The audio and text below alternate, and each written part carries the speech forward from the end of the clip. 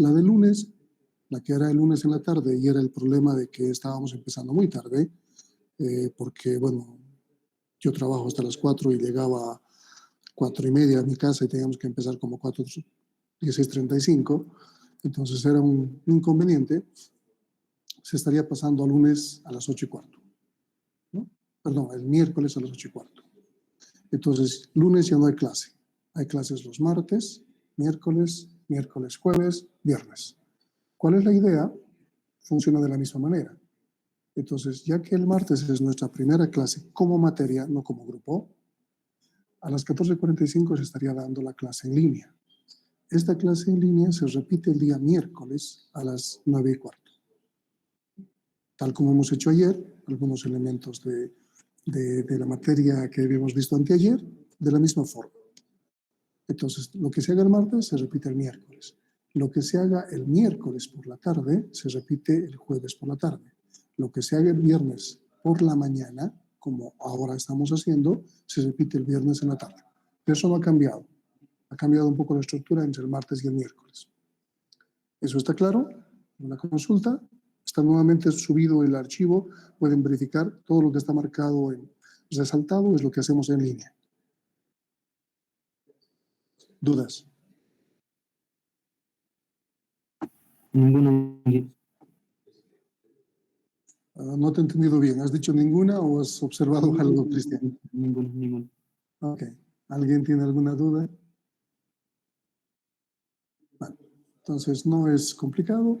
Se desplaza un poco en función de los horarios que las autoridades han pedido, pero no hay ningún problema al respecto del avance mismo que tengamos que hacer. Como he puesto en la nota, nadie se perjudica. Ok, vamos a empezar el tema, así que voy a empezar a grabar.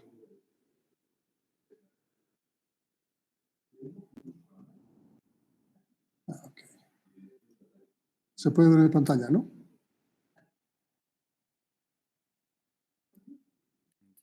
Sí, señora, se puede.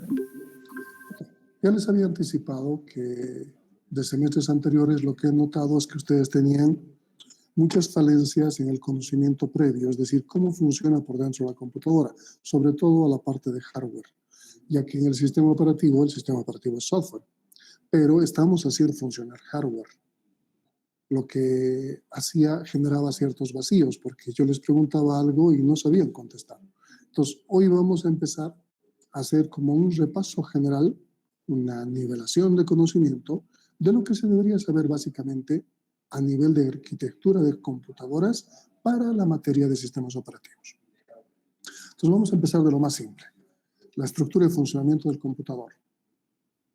El computador es una máquina destinada a procesar datos. Ese es el propósito, es computar, generar computación hacia la información y de ahí generar datos. Lo que necesitamos es información ya digerida, procesada de alguna manera, no como viene, como materia prima. En una visión simple, un esquema simple, es la que muestra la figura, donde por un lado tenemos un flujo de información que tiene que ver con los datos que estamos introduciendo. Y esos datos, de alguna manera, van a ser procesados, van a ser tratados por un flujo de instrucciones de la máquina, que están implementados en la máquina.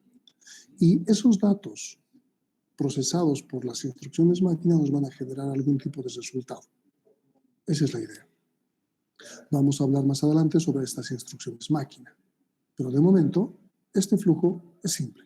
Esto resume lo que es la computadora. ¿Está bien? Vamos a complicarlo un poco más. Para realizar a cabo este procesamiento, lo que está encerrado en este recuadro que dice procesador, el computador que manejamos actualmente, las PCs, las computadoras personales, siguen la arquitectura von Neumann, como habíamos hablado en clases anteriores. ¿Cuál es la arquitectura von Neumann? Von Neumann ha diseñado una arquitectura muchos años atrás que se podían haber construido una máquina. Él ya tenía una buena idea de cómo se podía hacer. Obviamente la época no le permitía fabricarla, pero años después se ha empezado a fabricar los equipos en base a esta arquitectura. ¿Cuál es la arquitectura von Neumann? tiene 4 componentes básicos. En alguna bibliografía podrían encontrar que tiene 3 componentes, pero no importa. Aquí tenemos la unidad aritmética lógica. Le falta eso al gráfico. El gráfico no me corresponde, no lo he hecho yo. Estoy tomando de otro autor.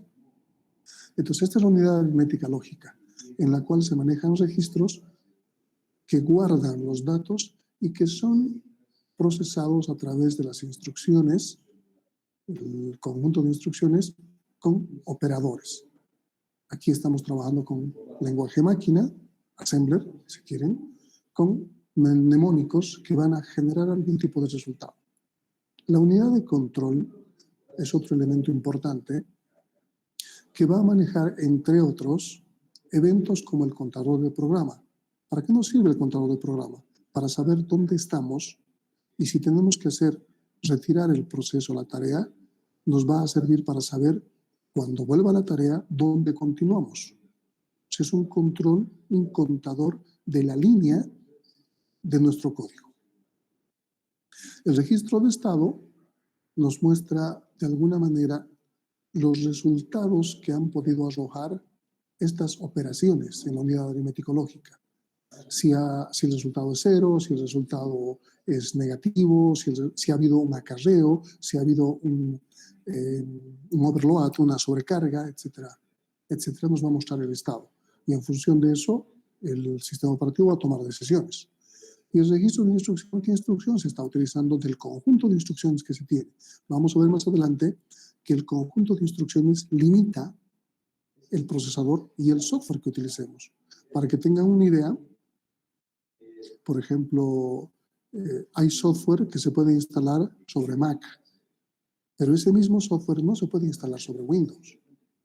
Y aún dentro de Windows, en Windows se puede instalar un software para 32 bits o se puede instalar un software para 64 bits, que implica que el conjunto de instrucciones interno es diferente. Entonces no reconoce, no va a funcionar. Luego tenemos la memoria principal, que es una combinación de RAM y ROM. ¿Alguien me puede decir qué significa RAM y qué significa ROM? Uno es el Random Access Memory y el otro es el Read Only Memory. Ah, ok, exactamente. Y aquí vamos a manejar una serie de código y los datos. ¿Está bien? Vamos a explicar estos elementos mejor, no se preocupen. Estoy simplemente esquemáticamente mostrando cómo se relacionan. Entonces aquí tenemos ciertos elementos, por ejemplo, pintados en azul, estos dos. Estos dos son un conjunto único y nosotros le llamamos CPU. ¿Qué es CPU?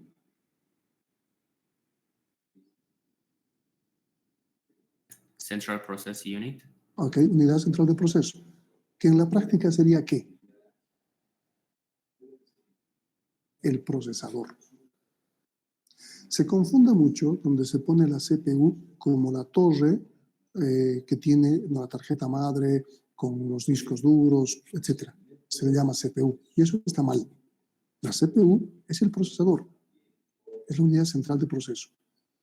Ahora, la torrecita, el desktop, el escritorio, la portátil es una máquina, es un componente que tiene un montón de elementos en los cuales está la memoria, por ejemplo, y también la unidad de entrada y salida. Esta unidad de entrada y salida lo que hace es proporcionar una interfaz entre lo que trabaja el procesador con la memoria con los periféricos. Entonces los periféricos se van a comunicar con el procesador que está en azul aquí, con la memoria, a través de este elemento. Este elemento lo vamos a ver en el tema que corresponde a entrada y salida. Pero este elemento se llama controlador. Pero estamos hablando de un controlador hardware, no de un driver, que es software. El controlador se divide en hardware y software. El controlador hardware, la circuitería, va a hacer que cada dispositivo, cada periférico sea reconocido y se pueda llevar a memoria y pueda ser procesado por el procesador. ¿Está bien? En otro tema vamos a llevar la parte de la memoria. Nos corresponde el tema 5. El tema 7 es la unidad de entrada y salida. El tema 6 tiene que ver con dónde y cómo guardamos el sistema de archivos. Y del tema 1, que estamos empezando hoy día, al tema 4, vamos a trabajar sobre todo lo que hace el procesador, para que vean cuán importante es el trabajo del procesador. Entonces, procesador o unidad central de proceso, como les decía, es el conjunto de la unidad aritmético-lógica, todo lo que está marcado en celeste, con la unidad de control. Inicialmente los procesadores tenían un solo circuito integrado, pero ahora tienen varios circuitos integrados, a lo que le llamamos núcleos o cores. Y estos circuitos son independientes, y se podría pensar que tenemos múltiples procesadores dentro de un procesador. Sin embargo, son múltiples circuitos o núcleos dentro de un procesador, y va a depender mucho del sistema operativo si los utiliza de forma paralela o no, si los aprovecha o no. ¿Está bien? Entonces, no son procesadores paralelos, no son dual processor, son núcleos dentro del procesador. Hablemos de la unidad aritmético-lógica de manera un poco más específica. ¿Qué hace esta unidad? Obviamente va a realizar operaciones aritméticas y lógicas, aunque redunde, sobre uno o dos operandos. Y es bastante simple. Va a sumar, va a multiplicar, va a hacer un OR, va a hacer un AND, o va a negar sobre un solo operando. Entonces estamos realizando operaciones lógicas y aritméticas, simples. Aquí no hay cálculo, no hay álgebra. O sea, las operaciones son simples. Los datos sobre los que opera esta unidad están almacenados en los registros. ¿Alguien me puede decir qué es un registro y qué registros existen?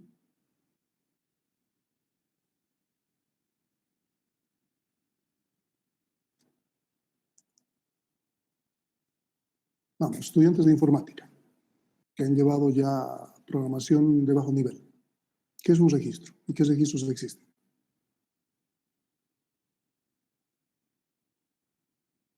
También los de electrónica, por si acaso, porque llevan la materia.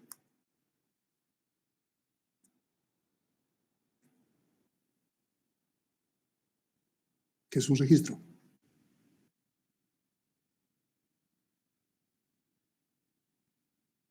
Un contenedor de datos. Más fuerte, por favor. Un contenedor de datos. Ok. ¿Dónde está ese contenedor?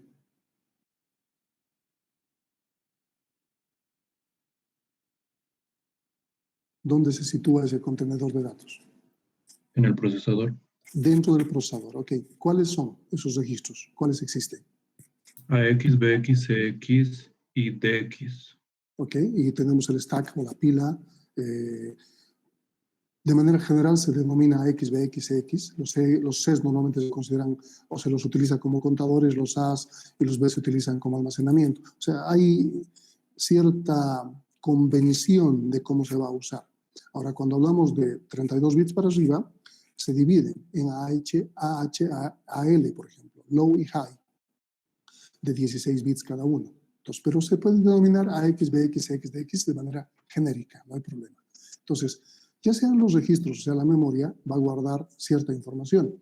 Y a través de estos registros vamos a ir utilizando operadores. Y los operadores pueden guardar el resultado en también un registro, si hacemos assembler simple, o pueden guardar el resultado en memoria RAM. Eso está haciendo la unidad aritmético-lógica. Pero aparte de eso, el operador va a generar algún tipo de resultado.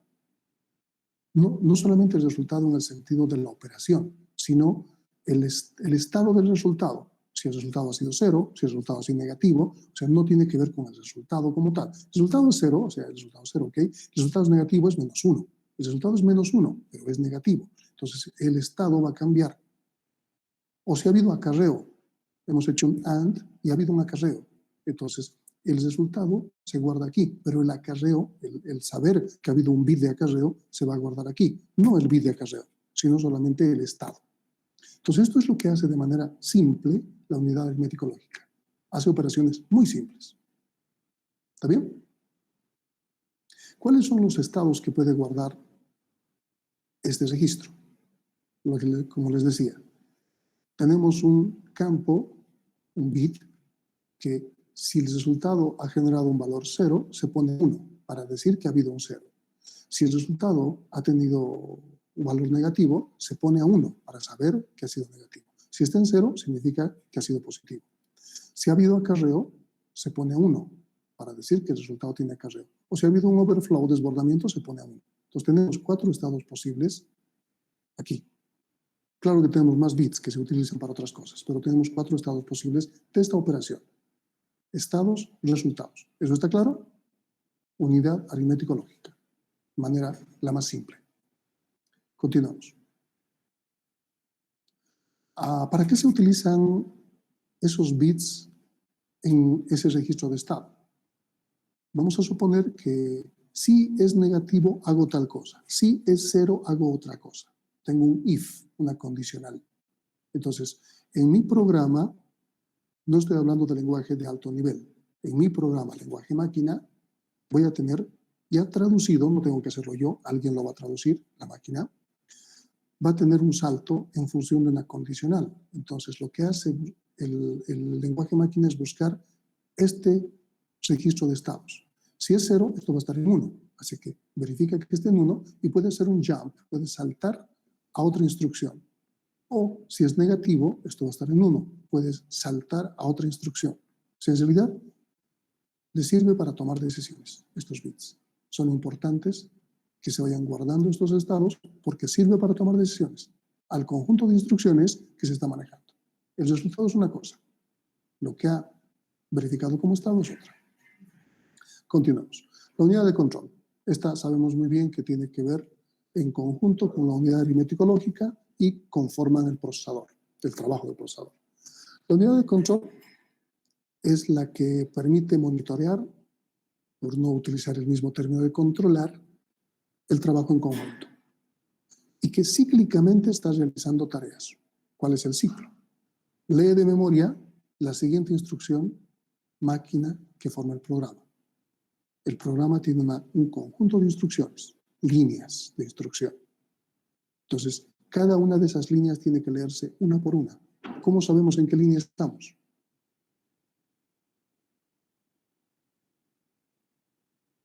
¿Cómo sabemos en qué línea estamos?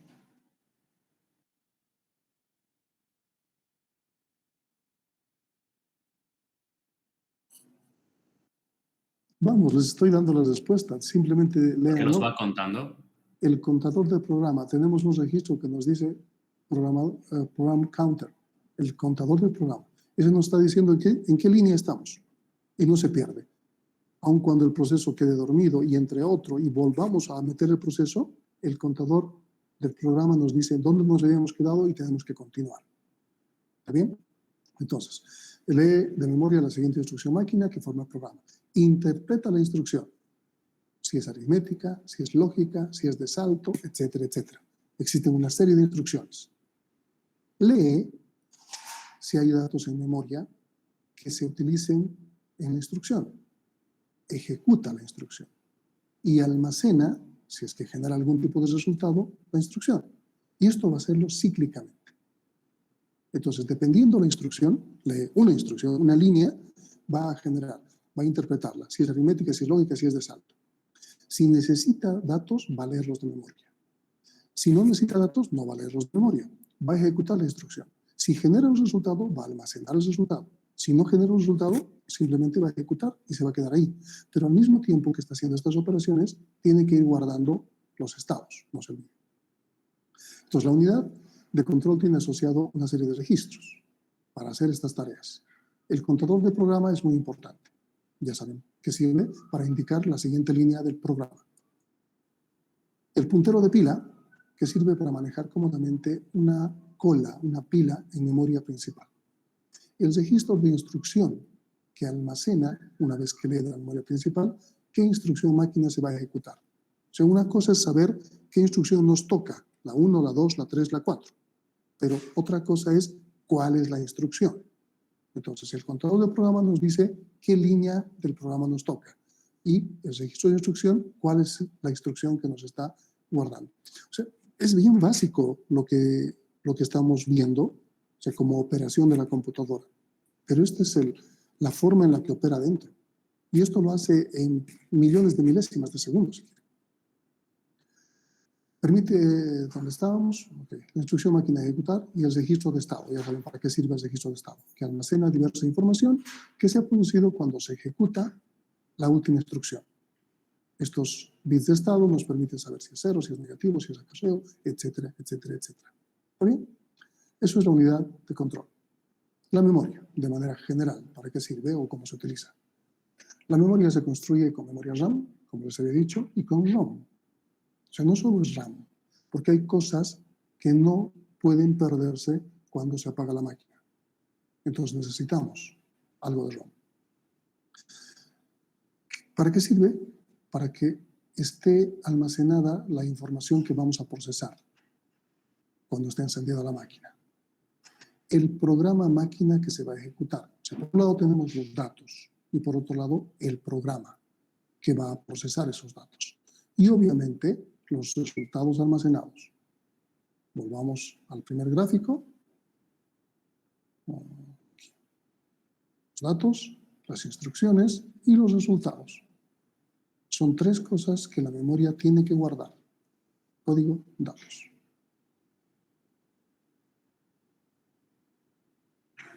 Ok. La memoria es como, la podríamos considerar como si fuese una matriz. Filas, columnas. Donde cada uno de los elementos es una celda. Normalmente una celda del mismo tamaño. Va a tener un tamaño N, típico. ¿Está bien? Y la información de la dirección, para saber a qué celda corresponde, es fácil, ¿no? Porque tenemos como fila columna, si quieren, para poder identificarla de manera más simple. Normalmente, en vez de bits, se utilizan bytes para guardar algún tipo de direccionamiento de memoria. Y aquí podríamos tener la dirección 0, la dirección 1, la dirección 2, la dirección 3. Pero casi siempre se agarran conjuntos de celdas. Y estos conjuntos de celdas, por ejemplo, aquí pueden ser de 4. Podrían ser también de 8. Entonces, la primera dirección 0 está apuntando a 4 bytes. La dirección 4 está apuntando a los siguientes 4 bytes. La dirección 8 a los subsiguientes 4 bytes. Como una forma de utilizar el almacenamiento. Así que no se va a utilizar de byte en byte. Se va a utilizar como conjuntos de bytes. Y en este caso las direcciones van a ser múltiplos de 4 o múltiplos de 8, dependiendo cómo estemos usando la memoria. Esta gráfica nos permite visualizar lo que estamos hablando. Aquí tenemos la dirección, aquí tenemos los bytes, las direcciones, los datos, la lectura, la escritura, los resultados se van a ir guardando en estos espacios. ¿A qué se refiere la unidad de entrada y salida? Les había hablado de que es un controlador, es hardware, que también funciona con un software, al cual le llamamos driver. Pero a nivel de hardware, este controlador se encarga de la transferencia de información entre la memoria principal o los registros y los dispositivos. Este trabajo se puede hacer directamente por el controlador del dispositivo. El disco duro tiene su controlador, el teclado tiene su controlador, el monitor tiene su controlador, la tarjeta de video, la red tiene su controlador. Se puede hacer directamente por el controlador o se puede hacer uso de otro tipo de elemento que se llama acceso directo a memoria. Les doy una buena idea para que no quede suelto este conocimiento. El disco duro, no disco de estado sólido, es un dispositivo electromecánico. Son unos platos metálicos que están girando a 7.200 revoluciones por minuto. Y hay un cabezal por encima, vamos a suponer que es un solo plato y un solo cabezal, no es cierto eso, pero ese cabezal tiene que leer cierto dato que está como partícula magnética en ese dispositivo. El detalle es que gira a 7.200 revoluciones por minuto. Entonces, va a tardar unos cuantos segundos en recuperar la información completa. Porque la información completa de un archivo que pesa un mega, por ejemplo, no se va a recuperar en un milisegundo. Va a tardar unos cuantos segundos. El detalle es que el procesador utiliza memoria RAM, por ejemplo, que tarda 90 nanosegundos. Su velocidad es esa. Los registros son unos cuantos nanosegundos. Entonces hay una diferencia, un dispar en velocidades. ¿Qué se hace? Se utiliza elementos intermedios que vayan almacenando los bits o bytes recuperados del disco y los guarden en RAM. Y una vez que está completo el archivo, recién el procesador lo utiliza. Entonces, el procesador no está utilizando o leyendo bit por bit o byte por byte del disco duro, sino hay una unidad intermedia que se encarga de hacerlo. Y cuando ya está, le avisa al procesador para que pueda utilizarlo. Eso permite que no se disparen o no haya una disparidad fuerte entre las velocidades de los dispositivos. Ahora, si el dispositivo es electrónico, disco de estado sólido, por ejemplo, ya no necesita ser un elemento intermedio. Puede utilizar directamente el controlador del dispositivo. A eso nos referimos con esto. Y, según nuestra gráfica, este controlador está haciendo uso o de la memoria o de estos registros para poder trabajarlos. Obviamente la unidad de control va a ejecutar la tarea que tiene que realizar. Si tiene que mandar a imprimir, utilizar algún tipo de puerto, etcétera, etcétera, etcétera.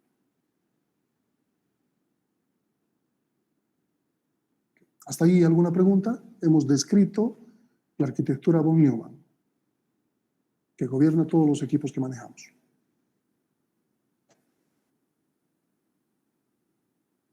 Entonces, estos datos, digamos, que se están leyendo del disco duro, cada vez que iniciamos la computadora, ¿se vuelven a cargar automáticamente? ¿O cómo sabe, digamos, qué datos tiene que ir leyendo del disco duro? No, en realidad, dependiendo qué programa necesites y el programa que necesite qué archivo. Entonces, vamos a suponer que en Word tú entras y dices abrir un archivo.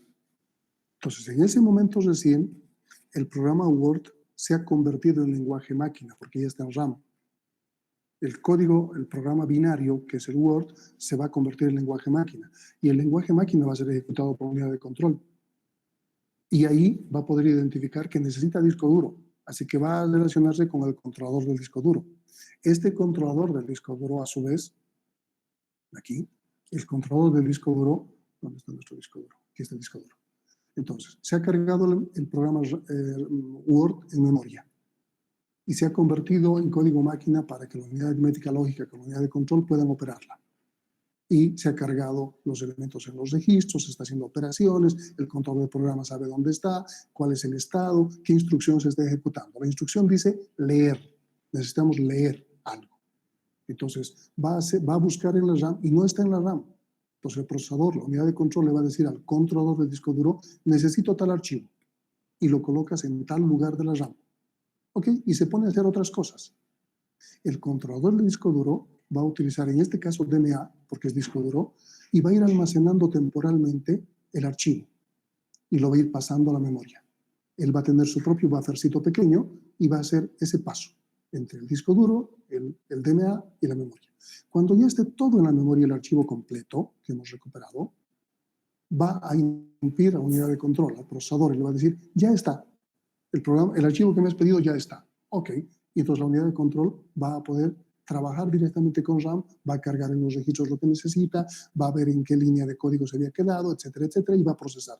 Tiene el resultado, lo va a cargar en RAM y le va a volver a decir al controlador del disco duro, ok, ahora guárdalo, ya lo he procesado. Si es un archivo Word, he escrito todo lo que tiene que hacer, he modificado y he presionado el botoncito que dice disquete, guardar. Entonces el controlador le interrumpe,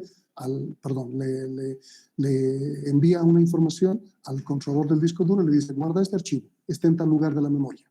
Entonces el controlador agarra ese lugar de la memoria y lo va colocando en el buffer del DMA y poco a poco lo va guardando en el disco duro. Va haciendo otra vez la operación inversa. Saca de RAM, lo guarda, lo almacena temporalmente, llega a cierto límite y lo guarda en disco. Y lo guarda en disco, y lo guarda en disco. Cuando termina totalmente el disco de ser guardado, le interrumpe a la unidad de control del procesador. Le dice, el archivo ya ha sido guardado. Ok, entonces se deshace. Ya no va a utilizar ese espacio. La tarea que estaba ejecutando se termina y se dedica a hacer otra tarea. Esa es la lógica. ¿Qué más? Está bien, Inge, gracias. Un SSD tendría que ser más rápido en teoría, aún así, para Obviamente. hacer todas estas copias, ¿no? Obviamente, en este caso no existiría un DMA. El DMA es sobre todo útil para los discos duros. Un almacenamiento intermedio, de momento le llamaremos.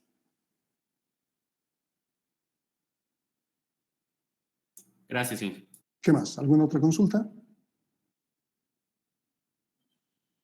Con esto estamos describiendo de manera bastante simple cómo funciona el computador por dentro.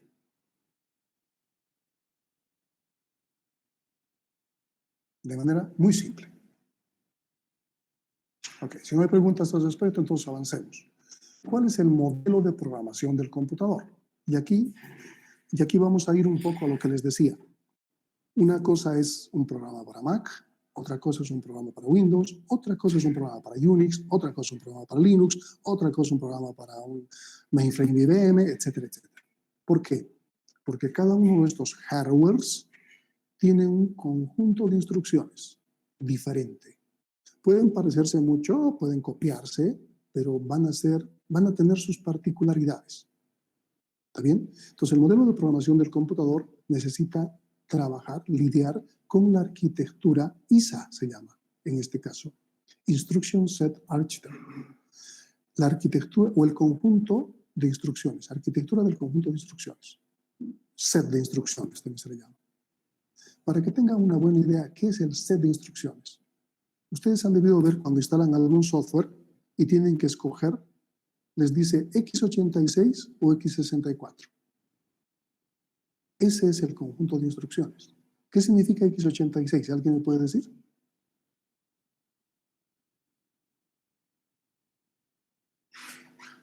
¿Nunca se han puesto a pensar? ¿Por qué escojo x64 o x86 cuando voy a instalar algún software?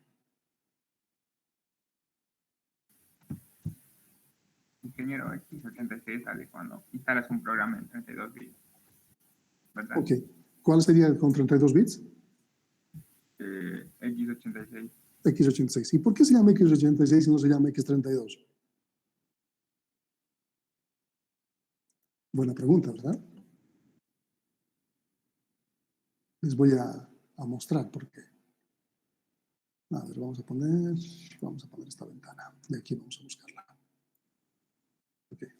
Voy a buscar x86. Se van a dar cuenta que esto viene desde Intel.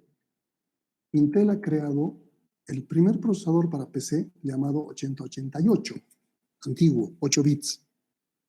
Pero no se ha popularizado tanto el 8088 más que el 8086.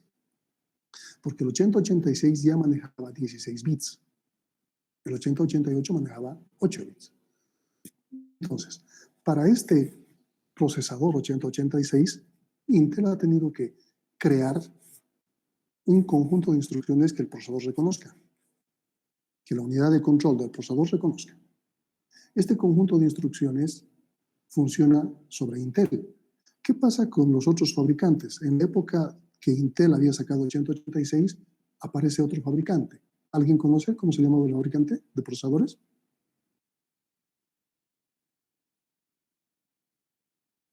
No es AMD, por si acaso. AMD es más actual. ¿No era IBM, Inge? No. Procesadores. IBM no hacía procesadores. No ha hecho nunca procesadores. Motorola, Inge. No, Motorola sí, pero Motorola ha trabajado con su propio conjunto de instrucciones para las que eran Apple. ARM. No, ARM es un tipo de procesador de instrucciones reducidas. Es como RISC. Intel 886 es tecnología CISC. No, es Cyrix. Habían procesadores llamados Cyrix y eran la competencia de Intel. Tal como ahora AMD es la competencia de Intel, en su época era Cyrix. Cyrix, entonces, para poder utilizar para que sus procesadores funcionen en las máquinas PC, compatibles a PC, que no eran IBM, también tenía que tener el mismo conjunto de instrucciones.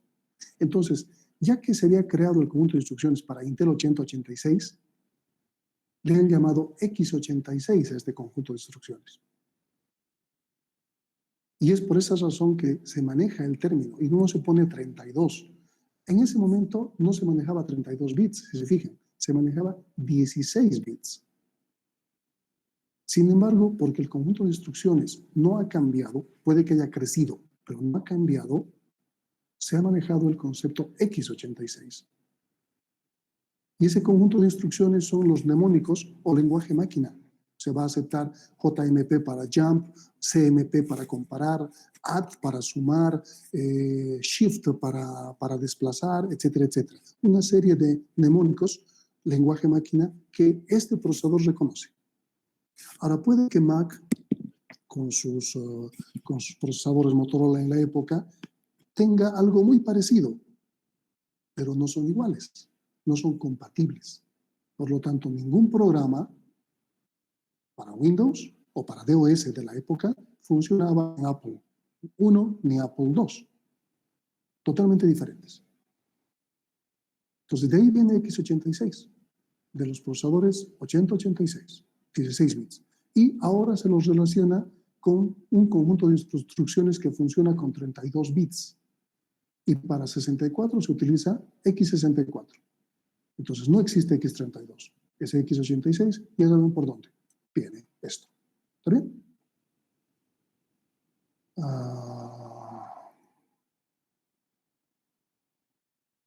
¿Dudas sobre eso?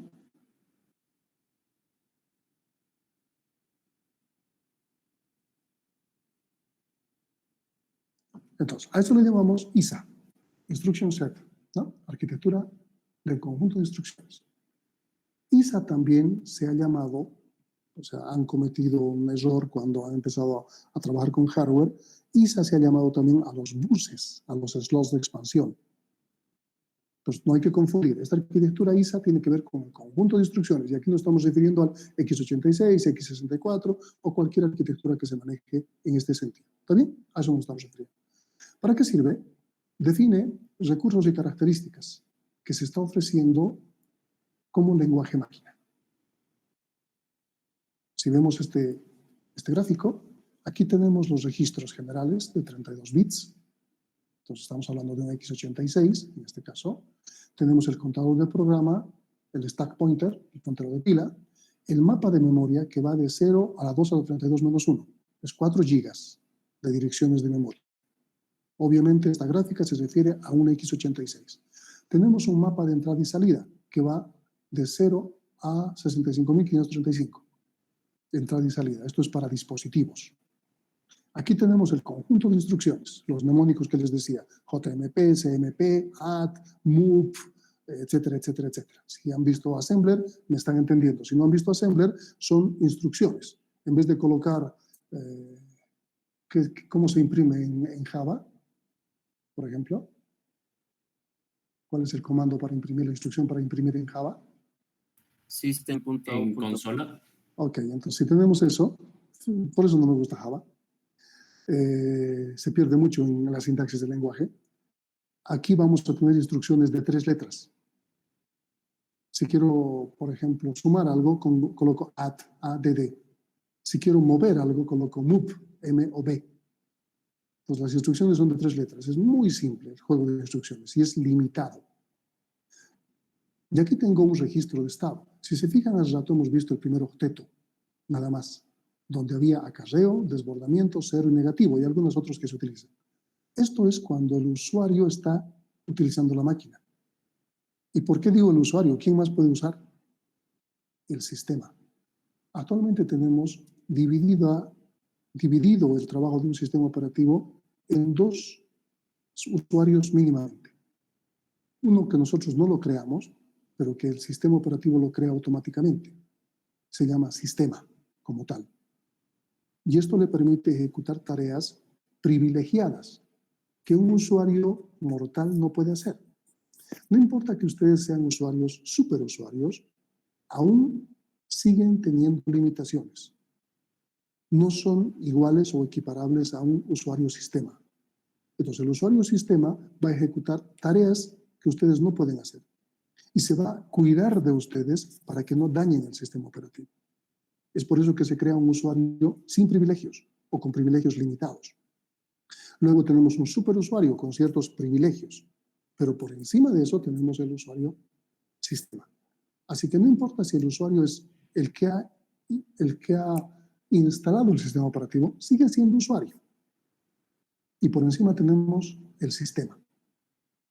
Y el sistema va a tener otro octeto de estados, donde maneja si es modo núcleo o modo usuario. Por ejemplo, aquí se va a saber si una tarea la tiene que realizar el usuario o la tiene que realizar solamente el sistema. Entonces voy a mostrar para que vean en Windows esto. Ustedes pueden también ver lo mismo. Voy a ejecutar en Windows. Mientras se abra, voy a tener que compartir toda mi máquina directamente para que no estar poniendo una y otra cada rato.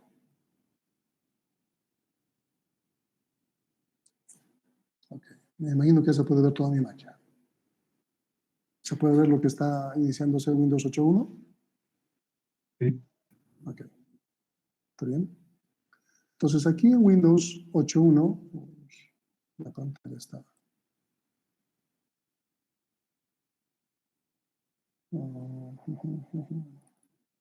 Ahora sí. Ya.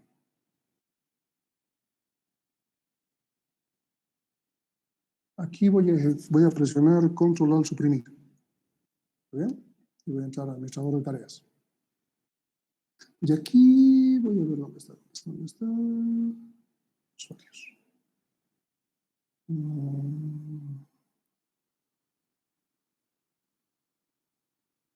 Procesos. Vamos. Un problema.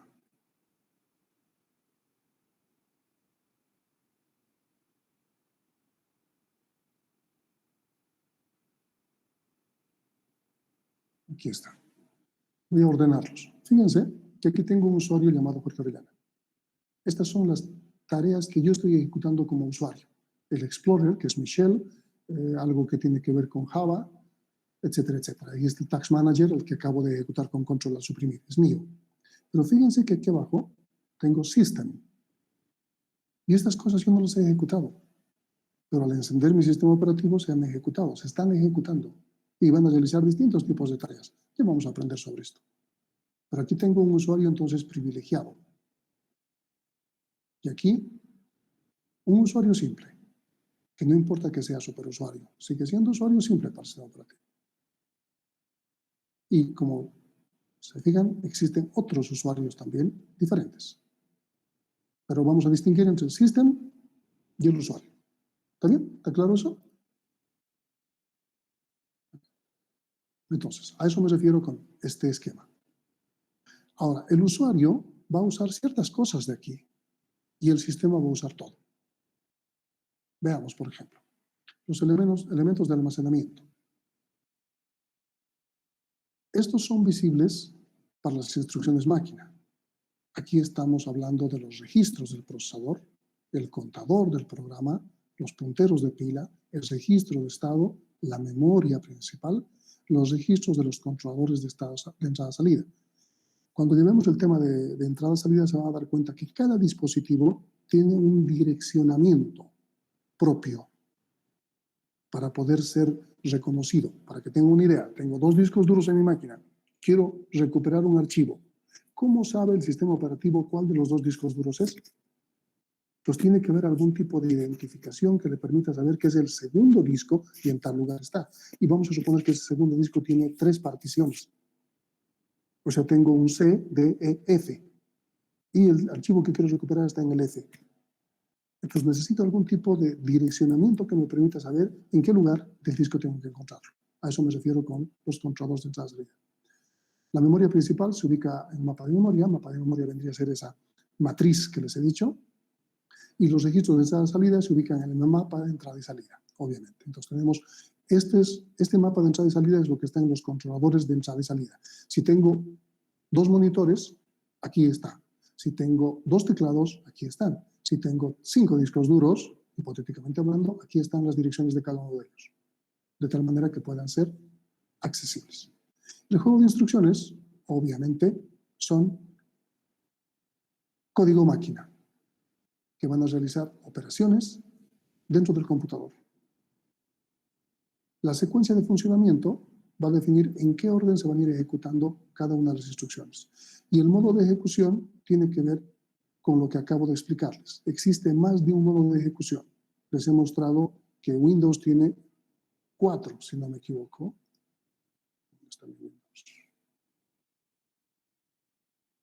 Creo que eran 4 que hemos visto, ¿no? Sistema, el usuario mismo, servicio local, servicio de red, mi usuario, system. O sea, mínimamente son 2. Mínimamente son 2. Y ahí nos referimos a modo de ejecución. Entonces, veamos los modos de ejecución. Les había dicho que es privilegiado y no privilegiado. Pueden leer con detalle esta parte, pero vamos a irnos directamente al gráfico. Aquí tengo el modo usuario. En Windows sería Jorge Orellana. Fíjense el acceso que tiene a los recursos. Tengo el juego de instrucciones porque obviamente yo tengo que ejecutar un programa. He abierto Word y el Word tiene en su lenguaje máquina interno un juego de instrucciones. ¿Puedo acceder a la memoria? Sí, puedo acceder a la memoria, pero de lo que me están limitando, en realidad, de lo que voy a realizar. ¿Puedo tener el control del programa? Sí, el stack pointer también y los registros. Fíjense cómo cambia mi estado. Solo manejo un byte. Solo voy a manejar este byte. Y en función de esto, mi juego de instrucciones va a poder tomar decisiones. Si hay un salto, si hay una bifurcación, si tiene que seguir ejecutando la siguiente instrucción, etcétera, etcétera. Entonces, aquí estoy ejecutando en modo usuario mi programita. ¿Qué sucede si yo necesito imprimir? Entonces voy a pulsar el botón de imprimir. Me va a aparecer una caja de diálogo, me va a decir qué páginas, en qué impresora, y le mando y pongo enviar. Cuando hago esto, cuando presiono imprimir, va a saltar a un modo privilegiado. El modo usuario jamás controla los dispositivos. Quien controla los dispositivos es el modo privilegiado. Entonces, el modo privilegiado va a decir, este usuario quiere imprimir esto que está en memoria. Entonces, va a direccionarlo a el mapa de entrada y salida de la impresora y va a manejar estos conjuntos que dice I2, o sea, aquí, perdón, el 10, 11 y 12 de este octeto son interrupciones. ¿Cómo se controla los dispositivos y el procesador? Con interrupciones. Cada dispositivo tiene un número, les decía, ¿te acuerdan? Por ejemplo, el disco duro es 13. Entonces, va a accionar la interrupción 13 y dentro del 13 va a saber qué mapa de entrada y salida le corresponde. O sea, 13 es disco duro, pero como tengo 5 discos duros, entonces tiene que saber a qué disco duro me estoy refiriendo marcado con el 13. Y a través de esto va a mandar esa señal y va a poder utilizar a través del controlador la impresora y se va a imprimir la hoja. Una vez que se imprime la hoja, va a devolver el control al modo usuario. Y el modo usuario va a seguir haciendo cosas, va a seguir modificando sus datos, etcétera, etcétera. Esto es el modo de ejecución que se maneja normalmente en un sistema operativo, en todo sistema operativo. Como usuarios, nosotros como instaladores, como dueños del sistema operativo, como dueños de la máquina, estamos restringidos a ciertas operaciones. El sistema operativo es quien se cuida de nosotros y cuida que esté estable. Y funciona de esta manera. ¿Dudas?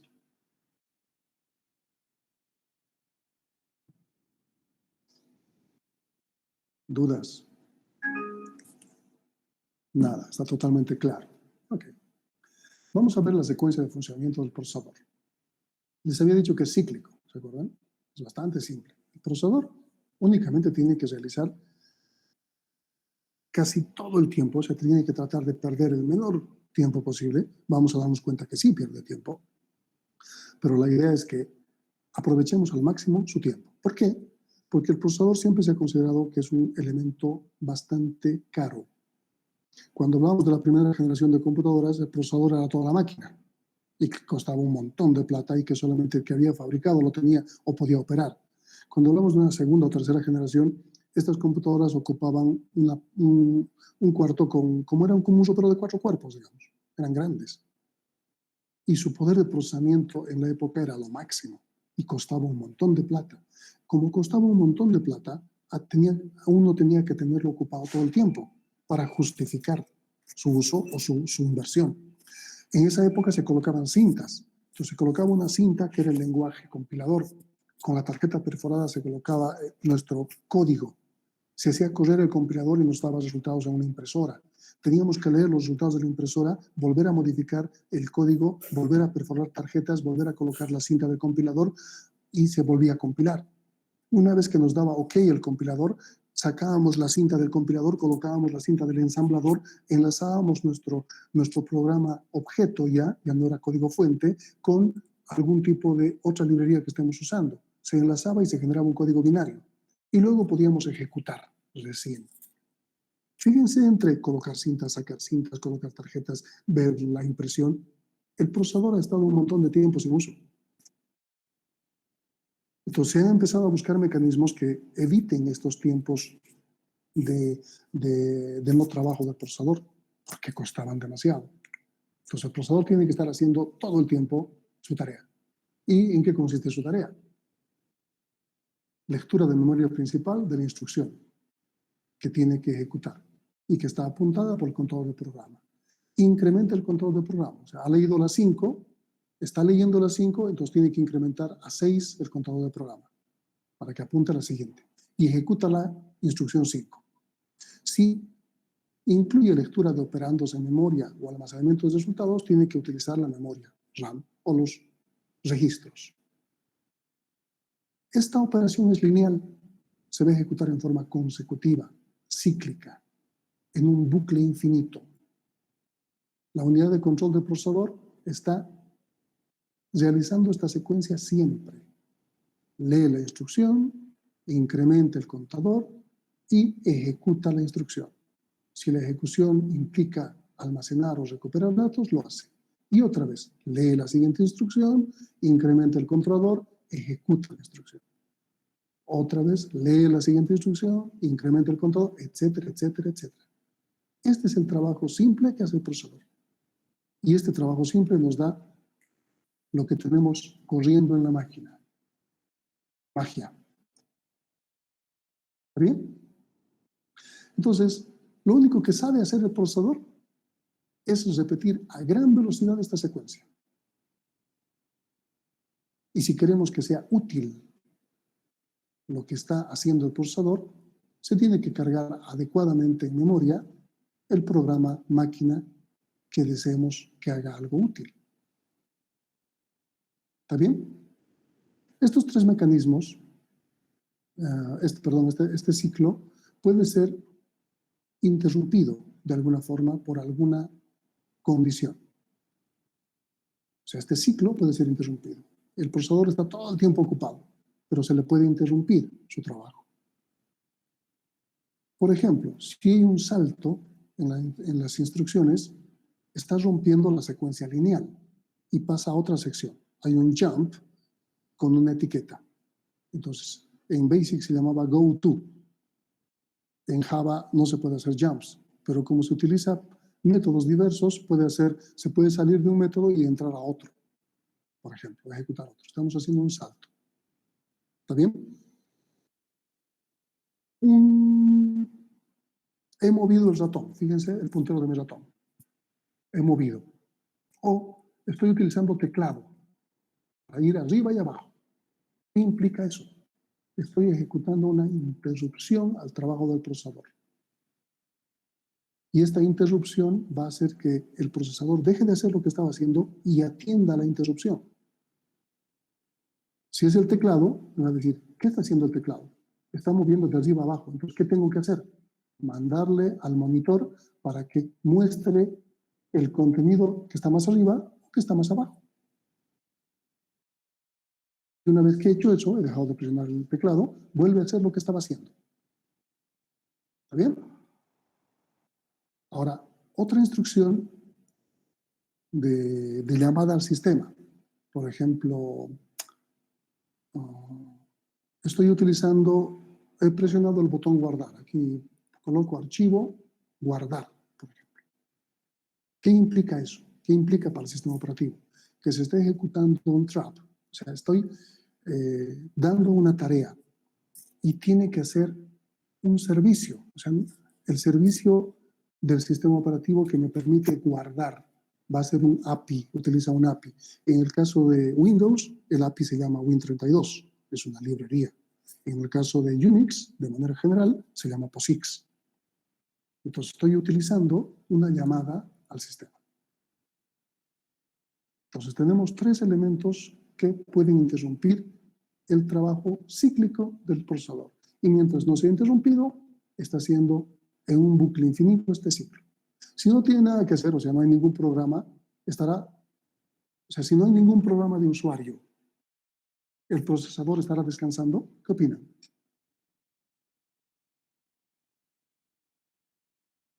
No creo, porque no sé, seguramente hay un montón de procesos que constantemente tiene que estar actualizando la hora o el mismo monitor, ¿no? Constantemente lo está utilizando, entonces sin hacer nada nunca va a estar. Exactamente. O sea, aunque mi usuario no esté haciendo absolutamente nada, aquí fíjense que hay un montón de elementos que están en ejecución.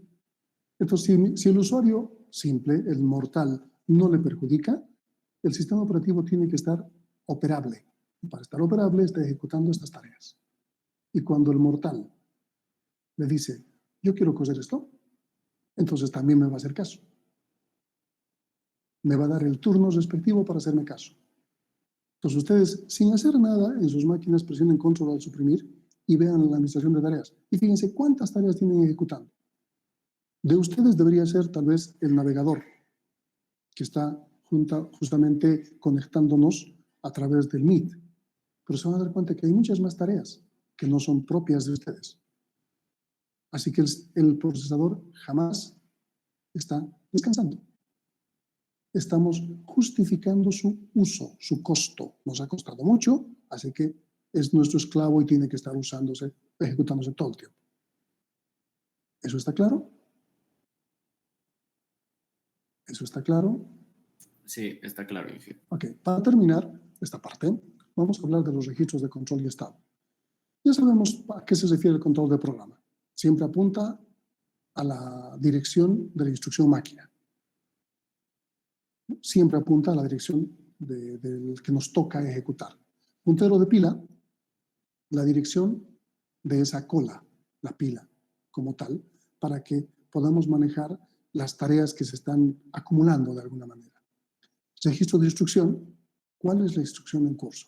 CMP, JMP, MOV, etc. Los registros de estado, ¿cuál ha sido el estado después de haber realizado la operación de la unidad aritmética lógica?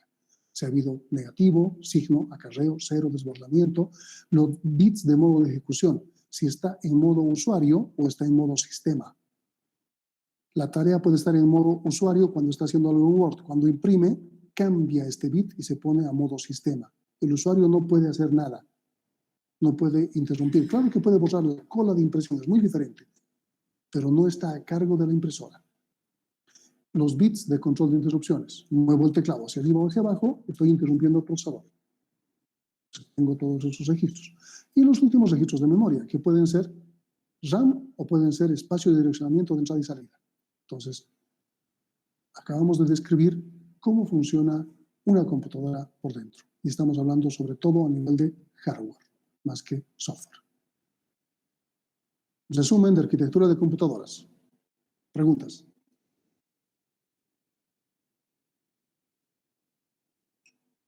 Esto que hemos analizado es la arquitectura von Neumann, ¿no? Sí, Pero, la von Neumann. ¿en qué varían, digamos, las nuevas arquitecturas que han ido saliendo? Creo que el año pasado ha salido una nueva arquitectura, algo así, entonces. Van a tener un esquema muy parecido porque se necesita. O sea, lo que van a cambiar, es en esta parte. Esta unidad aritmética lógica, esa unidad de control, va a cambiar de alguna forma para hacerlo más óptimo, más rápido. Va a tener un conjunto de instrucciones diferente. No va a ser el ISA x86 o x64. En el caso de Mac, su conjunto de instrucciones es diferente. En el caso de Linux, su conjunto de instrucciones es diferente.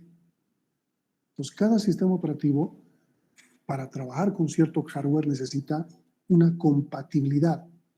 Yo puedo instalar un software Mac OS sobre una máquina, una PC. Sí y no. Oficialmente no puedo hacerlo, porque ese sistema operativo no me reconoce el hardware. Pero, como muchos de los sistemas operativos Mac OS últimos, antes de que saque el procesador M1 Apple, han funcionado sobre el procesador Intel. ¿Y qué hemos dicho que Intel tiene? Un conjunto de instrucciones básico, el x86 o el x64. Por lo tanto, Mac sí puede funcionar. Le han hecho un pequeño crack, una variación pequeña de su reconocimiento de hardware, de tal manera que reconozca a las PCs Intel.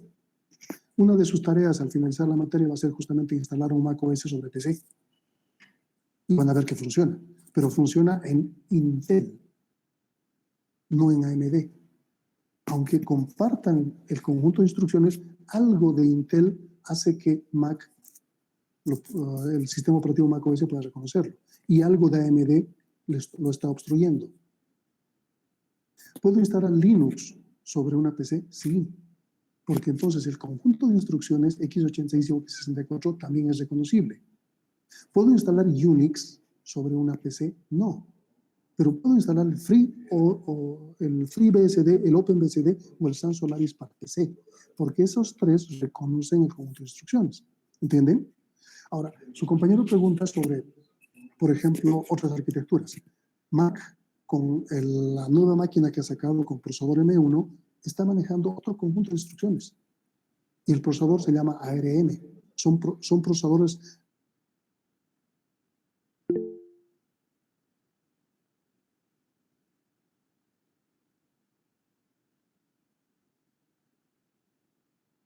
Es totalmente diferente a Intel. Es por eso que cualquier sistema operativo de Intel ya no funciona ni siquiera como máquina virtual dentro de una Mac actual. Yo no puedo instalar Windows 10 en una Mac actual, ni siquiera como máquina virtual. Necesito que el Windows sea un Windows ARM y no un Windows x86 o un Windows x64. ¿Se entiende la diferencia?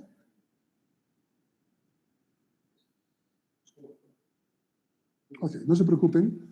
Voy a detener la grabación y mañana, perdón, esta tarde, ¿a qué hora nos toca? Voy a volar.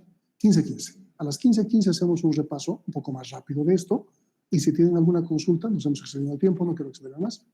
Si tienen alguna consulta adicional, esta tarde pueden hacerla. Vamos a hacer un repaso más rápido esta tarde de esto. ¿Está bien? Ok, entonces, si tienen alguna duda, esta tarde podemos hablar. Hemos hecho un resumen bastante práctico de arquitectura de computadoras. Espero que les haya gustado. Esta tarde continuamos a las 15:15.